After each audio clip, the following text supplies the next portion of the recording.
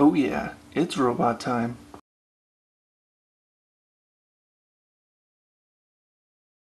So this is Deluxe Class Drift from the Generations line. To be honest, I don't know who this character is, but he looks cool.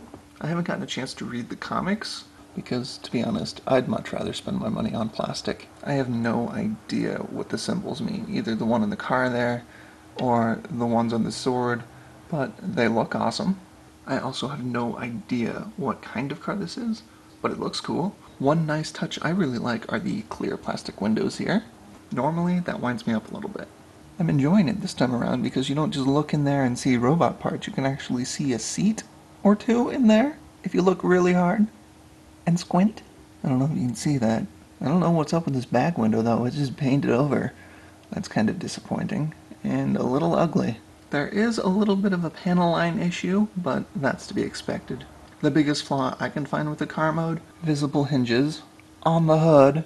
For the most part, this car is stunning though. This car mode is rad. He's got some great molded in detail.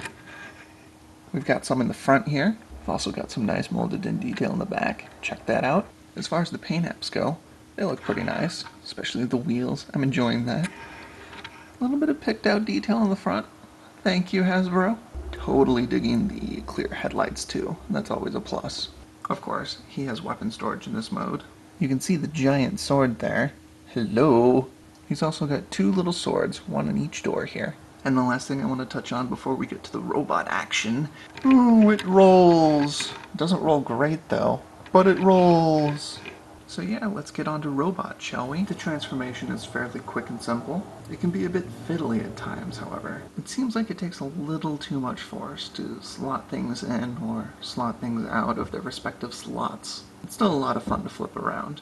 The transformation time varies depending on how fiddly the slots are being. I'd say it takes about 60 seconds or so. So here he is, Drift. Wow. He looks awesome. He has even more molded in awesome detail all throughout him in this mode. He keeps up the cool with the decent paint apps too. Overall, a good looking bot mode. As you can see, the weapon storage is quite awesome in this mode. He does have a lot of kibble with the fender shoulders and the door scabbards. So yeah, Drift has some kibble, but it works for him. The kibble on his ankles isn't very flattering though. The articulation is all there. He's highly posable. He'll move in just about any way you want him to. And that's a great thing considering his weapons. 3 swords means you need articulation, and he pulls it off.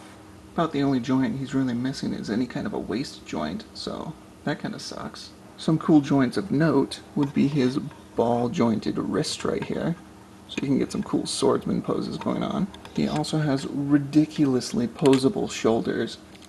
We've got a swivel joint here, connected to a ball joint, connected to another swivel joint. Yes. As far as weapons go, this guy is a cut above the rest. Yeah, check this guy out. So he's got the twin swords. They're totally awesome. Not so awesome the backside of them where that hinges. They're a little on the rubbery side, so be careful with them. If for some reason the little swords don't do it for you, he's got the big one. Look at the size of that thing. You can totally two-hand it. What you got? Drift will destroy you. As far as posing him with the big sword though, the kibble does tend to get in the way a little bit. The big sword is totally awesome. It, however, is very rubbery. It tends to hold its shape pretty good though, so that's nice. Final thoughts? Drift is totally awesome. You should totally pick this guy up. I really cannot find a reason to pass on him. I wouldn't pay too much more than retail for him though. If you can't find him on the shelves, I'd even say to pay shipping for him. He's that good at least. How could you possibly say no to a robot this cool? So that does it for review number 2. Hope you liked it. I had a lot of fun. Hope you guys did too.